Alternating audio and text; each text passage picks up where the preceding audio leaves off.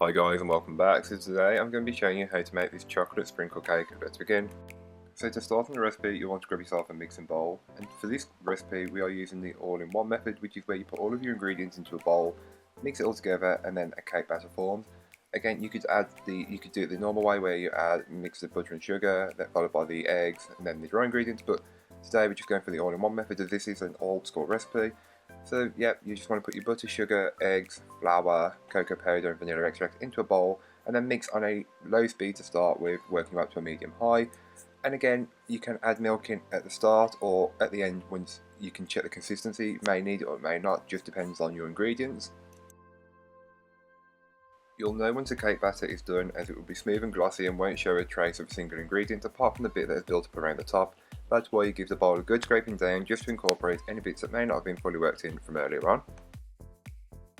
You can then go ahead and grab your lined 9x13 inch cake tin and pour the cake batter directly into it, spreading it out and leveling it out as best as you can. I used an offset spatula, or you can use a palette knife, but feel free to use whatever you've got. Once you've got the cake batter spread out, you can then place it into your preheated oven. All of that information will be on a blog post which will be linked down below.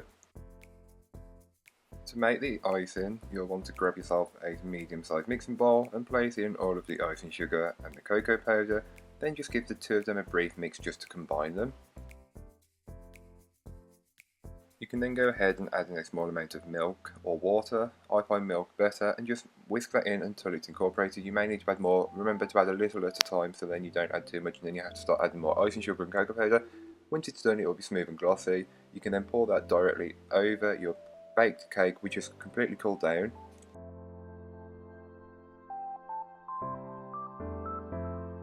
And just spread that out and level it out as best as you possibly can until you've got a good coating all over.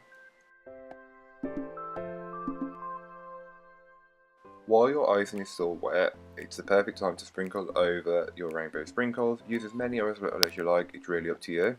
Then place into the fridge. I leave mine for a couple of hours just to firm up and it makes it easy to slice.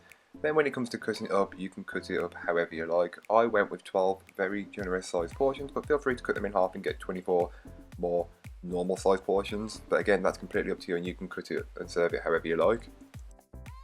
If you remember the more traditional vanilla sprinkle cake from school, then this is like kind of an upgrade because it's chocolate. But if you don't like chocolate, just go and make the vanilla one. I will leave a link to that in the description down below if you're interested. But here is what the cake looks like once it's fully baked, cooled and decorated. It's a really simple cake, just a chocolate sponge with some chocolate icing and sprinkles. What could go wrong? You can't ask for anything more simple but satisfying.